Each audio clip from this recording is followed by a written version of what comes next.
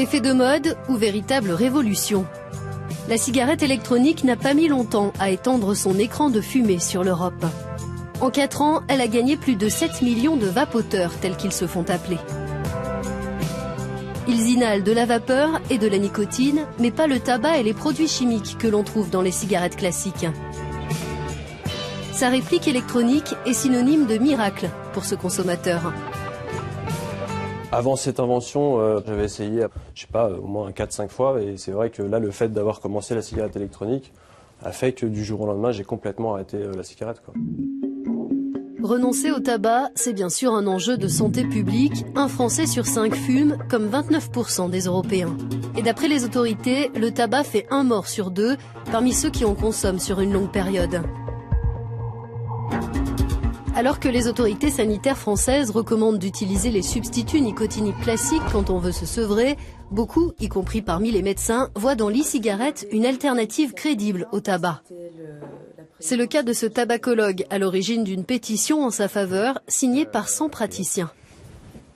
Avec la cigarette électronique, on a éliminé les 3 grands poisons du tabac que sont le goudron, le monoxyde de carbone, les particules fines qui donnent les cancers, l'infarctus du myocarde et puis les bronchites chroniques. Donc après on se pose des questions, mais est-ce qu'il resterait quelque chose de dangereux? Mais c'est sur ce point-là, c'est là que je trouve ça ridicule. Et si on veut comparer la dangerosité de la cigarette électronique avec d'autres produits, si je place le tabac complètement à gauche, ensuite l'alcool, ensuite les produits hyper gras, ensuite les produits hyper sucrés, eh ben, je me rends compte que la cigarette électronique, elle est à côté des fruits, les légumes et du poisson. C'est vraiment un danger très très faible. Il y a des pesticides dans certains légumes, il y a des métaux lourds dans certains poissons. Voilà le niveau de danger auquel nous sommes avec la cigarette électronique. Alors que les éventuels risques de l'e-cigarette ont été peu étudiés, l'Union européenne ne tranche pas sur son statut. Si dans l'accord sur la nouvelle directive anti-tabac, il est prévu de l'interdire aux mineurs, il revient aux États membres de déterminer s'ils la considèrent comme un médicament ou comme un produit de consommation, comme c'est le cas en France. Dans cette boutique spécialisée, ce fumeur a décidé de se laisser tenter. Ça fait 40 ans que je fume. J'ai absolument tout essayé, patch, chewing-gum, sevrage à sec, tout.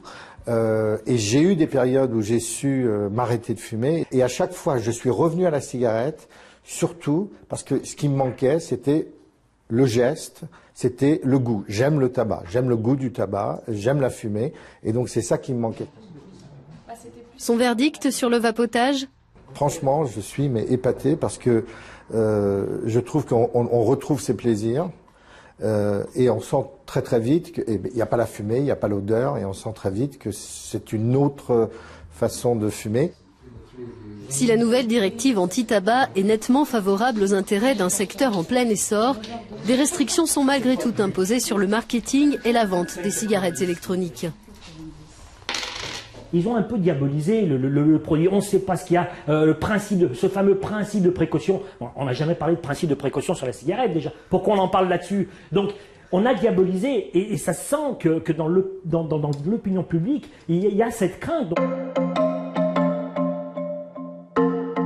Les défenseurs du vapotage parlent d'une diabolisation entretenue par les grands groupes pharmaceutiques et les industriels du tabac qui voudraient se faire une place sur ce marché florissant. Rien qu'en France, le nombre de magasins spécialisés est passé de 300 à 1500 l'an dernier. Le président de l'Office français de prévention du tabagisme estime de son côté que le problème pour la Commission européenne, c'est l'absence d'études approfondies sur les effets à long terme du vapotage. La directive est obsédée par la dangerosité du produit alors que c'est un microscopique problème. En gros, fumer du tabac, c'est l'autoroute à contresens à toute vitesse. Fumer la cigarette électronique, c'est rouler en France à 140 sur une autoroute à 130. C'est trop. Si tout le monde fait ça, il y aura plus d'accidents qu'on pourra mesurer sur le plan épidémiologique. Mais par rapport à l'autoroute à contresens, c'est une diminution colossale du risque. Sébastien Bougnol a fondé une association de vapoteurs. Il affirme que la cigarette électronique n'a pas sa place dans la directive anti-tabac, dans la mesure où elle ne contient pas de tabac, et il s'inquiète des restrictions que Bruxelles veut imposer. Il deviendrait moins intéressant de l'utiliser comme substitut tabagique, comme il le fait lui-même avec succès depuis plus d'1 an. La particularité de la cigarette électronique, c'est que c'est une invention qui est arrivée par le bas, par les utilisateurs. par de petits artisans, de petits fabricants. C'est pas quelque chose qui est venu avec de la recherche et du développement en provenance d'une grosse multinationale, etc. C'est venu presque de génération spontanée. Et d'ailleurs, à l'époque, aussi bien les gens de l'industrie pharmaceutique que les cigarettiers, que les distributeurs buralistes en France, par exemple, n'y ont cru. Personne n'y croyait jusqu'à très récemment, jusqu'à l'année dernière. Le marché européen du vapotage représenterait 500 millions d'euros, bien peu comparé aux 91 milliards générés par le commerce de leurs pendants traditionnels. En France, les buralistes s'estiment victimes de la directive anti-tabac. Elle prévoit une augmentation du prix des cigarettes classiques et des mesures facilitant les achats transfrontaliers. Ce professionnel dit aussi subir la concurrence de la contrebande. Face à tous ces coups durs, il voit l'avenir de la consommation de tabac et par là même des buralistes dans l'électronique.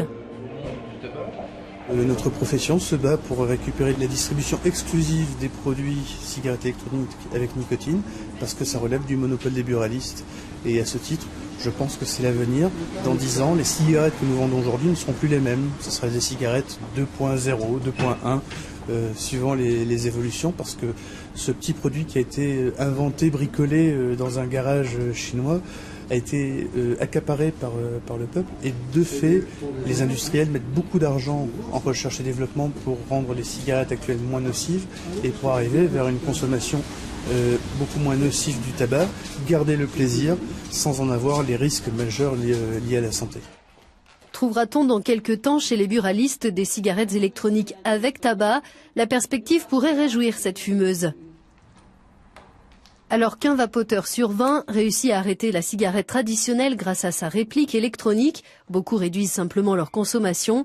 Pascale Picard, elle, a craqué après avoir vapoté pendant plus d'1 mois. Je pense que j'ai pas vraiment envie de m'arrêter. Pour moi, la cigarette, c'est vraiment un plaisir. Donc peut-être pour ça, je suis pas très motivée en fait. Ce qui est inquiétant, c'est pour tous les jeunes, tous les ados, il y en a un paquet qui se sont mis à la cigarette électronique. On n'a pas assez de recul pour savoir s'il n'y aura pas des risques de maladies comme le tabac. Moi, quand je commençais à fumer, on ne savait pas qu'il y avait tous ces risques. Le risque pour les citoyens, c'est que la cigarette électronique soit utilisée comme produit d'entrée en tabagisme, d'entrée en tabac. Et on est inquiet quand on voit au niveau mondial des grands cigarettiers disent « j'achète ces compagnies d'e-cigarettes » non pas pour que les fumeurs switchent à la cigarette électronique, mais pour recruter de nouveaux consommateurs. Donc c'est annoncé honnêtement, face caméra, ils veulent recruter les jeunes et ils savent bien que le marché, il faut rendre les adolescents dépendants. Le Parlement européen devrait voter la directive anti-tabac en mars, avant la transposition du texte par les États membres dans leur législation nationale. Dans 2 ans, la Commission prévoit de présenter un rapport sur les risques pour la santé des cigarettes électroniques.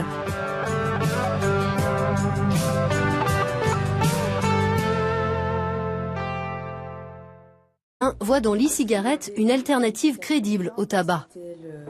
C'est le cas de ce tabacologue à l'origine d'une pétition en sa faveur, signée par 100 praticiens. Avec la cigarette électronique, on a éliminé les 3 grands poisons du tabac que sont le goudron, le monoxyde de carbone, les particules fines qui donnent les cancers, l'infarctus du myocarde et puis les bronchites chroniques. Donc après on se pose des questions, mais est-ce qu'il resterait quelque chose de dangereux? Mais c'est sur ce point-là, c'est là que je trouve ça ridicule.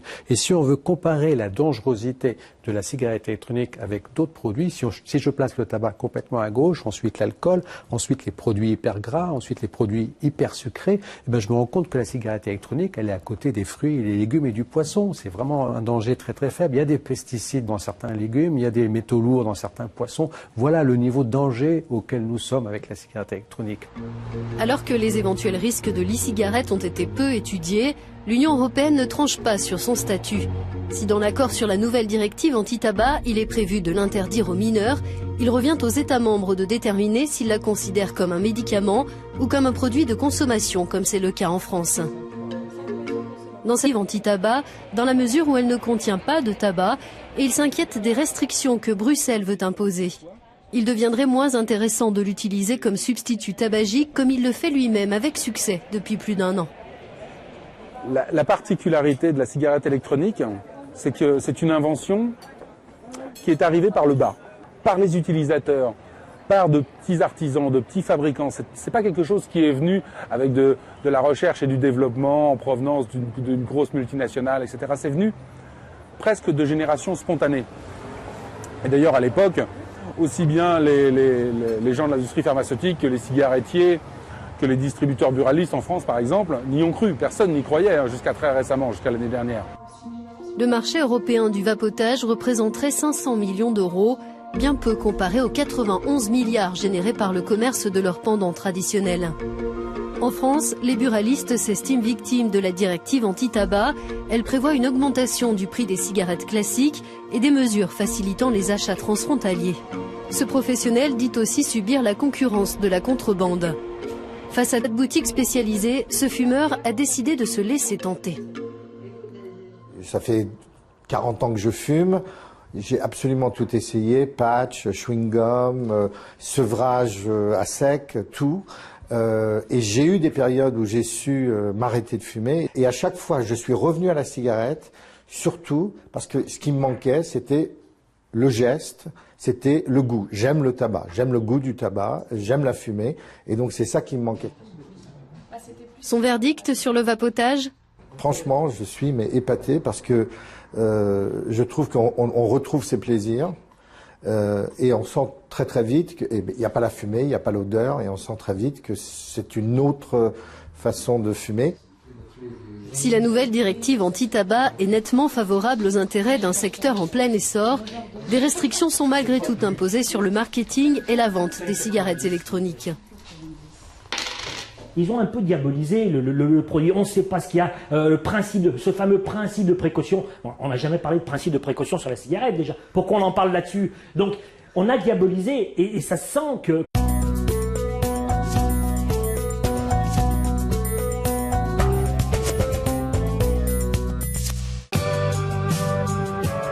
Effet de mode ou véritable révolution? La cigarette électronique n'a pas mis longtemps à étendre son écran de fumée sur l'Europe. En 4 ans, elle a gagné plus de 7 millions de vapoteurs, tels qu'ils se font appeler. Ils inhalent de la vapeur et de la nicotine, mais pas le tabac et les produits chimiques que l'on trouve dans les cigarettes classiques. Sa réplique électronique est synonyme de miracle pour ce consommateur. Avant cette invention, j'avais essayé, je sais pas, au moins 4-5 fois, et c'est vrai que là, le fait d'avoir commencé la cigarette électronique a fait que du jour au lendemain, j'ai complètement arrêté la cigarette, quoi. Renoncer au tabac, c'est bien sûr un enjeu de santé publique. Un Français sur 5 fume, comme 29% des Européens. Et d'après les autorités, le tabac fait 1 mort sur 2 parmi ceux qui en consomment sur une longue période. Alors que les autorités sanitaires françaises recommandent d'utiliser les substituts nicotiniques classiques quand on veut se sevrer, beaucoup, y compris parmi les médecins, que dans l'opinion publique, il y a cette crainte. Les défenseurs du vapotage parlent d'une diabolisation entretenue par les grands groupes pharmaceutiques et les industriels du tabac qui voudraient se faire une place sur ce marché florissant. Rien qu'en France, le nombre de magasins spécialisés est passé de 300 à 1500 l'an dernier. Le président de l'Office français de prévention du tabagisme estime de son côté que le problème pour la Commission européenne, c'est l'absence d'études approfondies sur les effets à long terme du vapotage. La directive est obsédée par la dangerosité du produit alors que c'est un microscopique problème. En gros, fumer du tabac, c'est l'autoroute à contresens à toute vitesse. Fumer la cigarette électronique, c'est rouler en France à 140 sur une autoroute à 130. C'est trop. Si tout le monde fait ça, il y aura plus d'accidents qu'on pourra mesurer sur le plan épidémiologique. Mais par rapport à l'autoroute à contresens, c'est une diminution colossale du risque. Sébastien Bougnol a fondé une association de vapoteurs. Il affirme que la cigarette électronique n'a pas sa place dans la directive.